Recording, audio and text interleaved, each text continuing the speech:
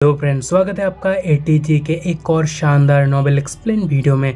Hope आपने last battle काफ़ी enjoy करे होंगे, लेकिन ट्रस्ट में आज का एपिसोड और ज़्यादा बवाल होने वाला है।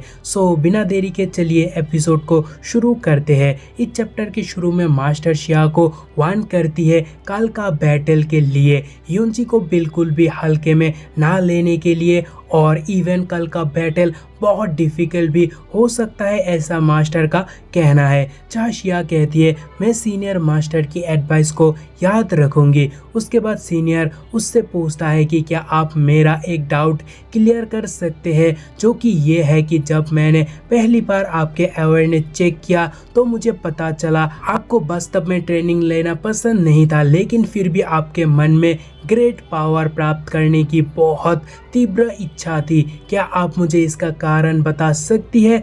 शिया कहती है मेरे माँ को मेरे परिवार छोड़ने के लिए फोर्स किया गया एक जगह के लिए जो है डीमन ऑफ द गॉड्स। तो शायद जब मेरी पावरफुल स्ट्रेंथ लेवल उच्च स्तर पर पहुंच जाएगी तो मैं उस जगह पे जा पाऊंगा और अपनी माँ की तलाश कर सकूंगा। जहाँ सीनियर मन में कहती है क्या जगह है, वो मैंने अभी तक सुना ही नहीं, और शिया से कहती है हम साथ जाएंगे और अभी रेस्ट कर लो। तभी सीन चेंज होता है और नेक्स्ट डे का बैटल देखने को मिलता है। चाहे युनजी कहता है किंग यो, क्या तुम्हें पता है आखिर मैं इस साल रैंकिंग टूर्नामेंट में हिस्सा क्यों लिया? और फिर वो पावर अप होना शुरू कर देता है और कहता है फर्स्ट सीनियर सिस्टर श्यूरियस की ड्रीम को फुलफिल करने के लिए, और दूसरा मैं तुम्हें हराने के बाद ही बताऊंगा।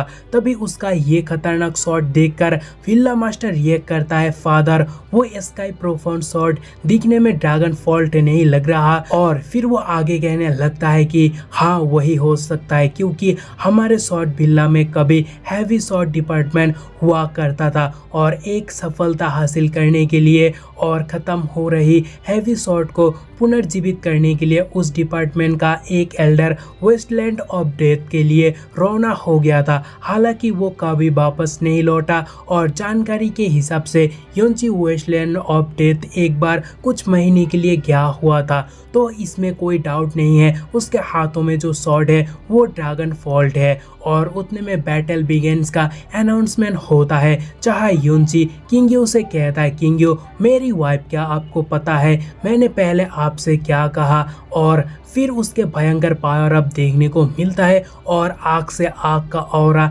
निकलने लगते हैं, और वो रेज पे कहता है इस मैच में मैं उम्मीद करता हूँ तुम बिना होल्ड बैक के ऑल आउट जाओगे। And then he strike his first slash, but किन्यू उसे रोक लेती है और फिर उसके ऊपर डीमन लोटस से अटैक करती है। बट गेस व्हाट, युनजी सबको फोनिक्स फ्लेम दिखाता है, लेकिन किंग्यू की अटैक उससे ज़्यादा पावरफुल था, जिससे उसका हालत थोड़ा ख़राब होता है। वो किंग्यू को कहता है मुझे फिर से कहना पड़ेगा अपना फुल स्ट्रेंथ यूज करो।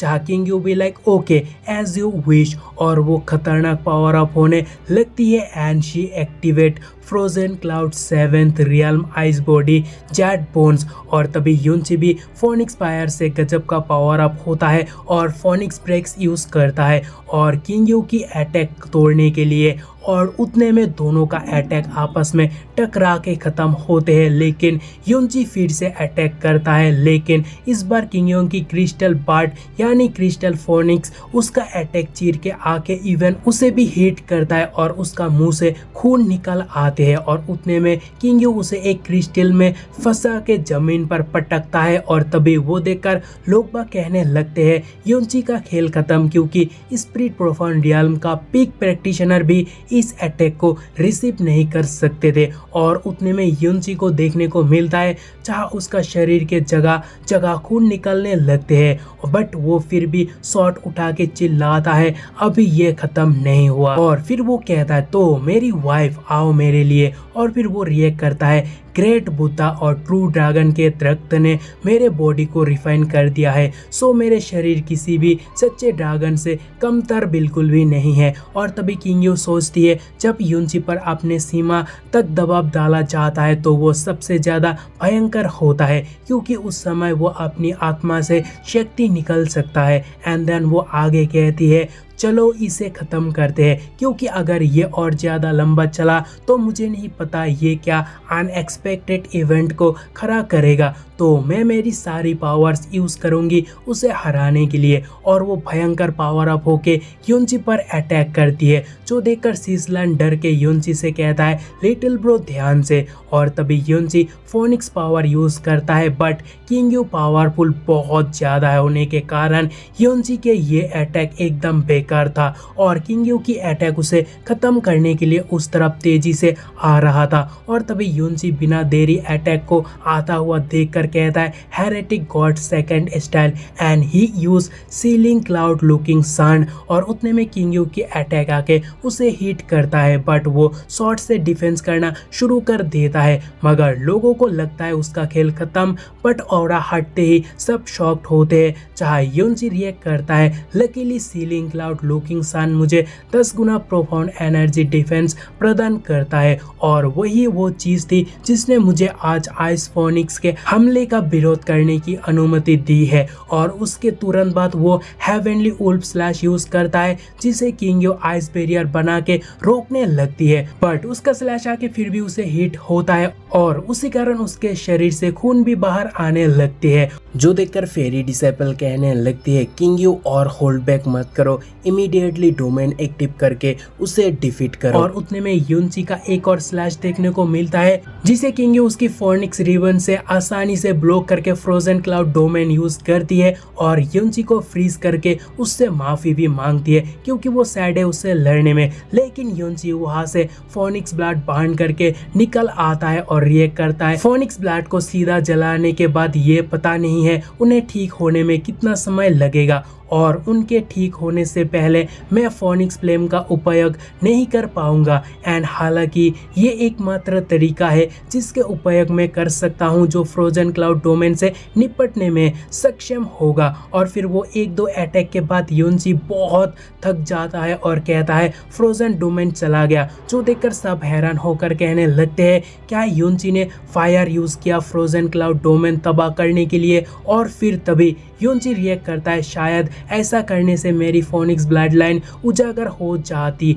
और इसके अलावा कम से कम अगले 3 महीने के भीतर मेरे लिए फोनिक्स फ्लेम इग्नाइट करना इम्पॉसिबल होगा, लेकिन मुझे किसी बात का अफसोस नहीं है। तभी वो सिनारियो देखकर लिंकन रिएक्ट करता है उसका फोनिक्स ब्लड लाइन वास्तव में ब्लड लाइन से अलग हो सकता है, और उसने जिन टेक्निक्स का उपयोग किया था वो फोनिक्स सेक्स से पूरे तरह अलग है, और इस युद्ध का योग्यता एक्स्ट्रा ऑर्डिनरी है। और भले ही वो माइटी हेवनली शॉर्ट रीजन पर आते हैं, वो बस सबसे नीचे रहने के लिए क्वालिफाइड हो सकता है। और उसके बाद लिंकन आगे कहता है हालांकि यहाँ निश्चित रूप से बाकी लोग भी है जो डिवाइन फोनिक्स एक्ट को इसकी सूचना देंगे, जो कि वास्तव में अफसोस की बात है, क्योंकि वो उस दिन देखने के लिए जिंदा रहने में असमर्थ है जब वो मेरे माइटी हेवन शॉर्ट रीजन में शामिल होगा। और उसके बाद किंग्यू युनची से कहता है तुम वास्तव में अभी भी फ्लेम से इंजर्ड नहीं हुए हो, जो कि बहुत अच्छी बात है, क्योंकि अगर तुम उससे एंगल्ड होते तो तुम्हें बहुत इंजरी सहना पड़ता, और साथ ही तुम्हारे कपड़े भी। जहाँ युनची कहता है मैं मेरी वाइफ को ऐसे स्टेट में नहीं डाल सकता। और फिर वो आगे कहता है मेरी बचे कुचे पावर से मैं एक बार और शॉर्ट स्विंग कर पाऊंगा, और तुम उसे रिसीव करने में अगर कामयाब होते हो तो मतलब तुम जीत जाओगे, लेकिन चाहे कुछ भी हो जाए मैं हारने नहीं वाला हूँ, तो चाहे तुम कुछ भी कर लो इस अटैक को रिसीव नहीं कर पाओगे। सो किंग्यू मेरा शॉट रिसीव करने से पहले सोचो मैंने क्या कहा था, सोचो अपने सैक के ग्लोरी के बारे में, तो फुल स्ट्रेंथ का यूज करो, मेरे ऊपर सब कुछ दे दो जो तुमने सीखा, नहीं तो तुम अपने सैक को डाउन करोगे, मुझे डाउन करोगे, इवन तुम अपने आप को भी डाउन करोगे। तभी किंग्यू रिएक्ट करती है युनची आपके कारण स्ट्रेंथ मुझे बहुत अपरिचित महसूस कराती है, लेकिन आप वास्तव में अभी भी आप ही हो, यानी मेरे मेमोरीज में डिट्टो युनची आप वैसे ही हो, और इस तरह मैं सब कुछ सामने लाऊंगा जो मेरे पास है। जब मैं आपका सामना करूंगा तो मैं होल्ड बैक नहीं करूंगा। एंड देन किंग्यू फ्रोजन क्लाउड की ultimate skill out of the crescent moon use करती है, और उतने में युनची उसके भारी शॉट से हमला कर देता है, मगर किंग्यू फोनिक्स रिबन से अटैक को डिफेंस करती है। जहां युनची रेज पे हेरेटिक गॉड्स थर्ड रियल्म पर्गेटोरी से अटैक कर देता है, जो देखकर किंग यू रिएक्ट करती है, ये डीमन और रूथलेस ऑरा वास्तव में मुझे घुटन महसूस करा रही है। और उतने में यूनची किंग यू के ऊपर कंटिन्यू अटैक करते जाते हैं, लेकिन सबको डिफेंस करके किंग यू कहती है चलो सब खत्म हुआ। और तभी यूनची कहता है इस रैंकिंग कंपटीशन में आने का मेरा सेकंड रीजन ये था कि मैं क्वालिफाइड हूँ तुम्हारे हस्बैंड बनने के लिए। और फिर वो गिर जाता है क्योंकि उसका एनर्जी एकदम खत्म और वो अपने लिमिट पर पहुंच जाता है। जो देखकर मास्टर 3 ब्रेथ तक गिनती करता है बट वो नहीं उठता और देखते देखते गिनती 10 ब्रेथ तक पहुंच जाते हैं, फिर भी वो नहीं उठता। सो फ्रोजन क्लाउड इमोर्टल पैलेस को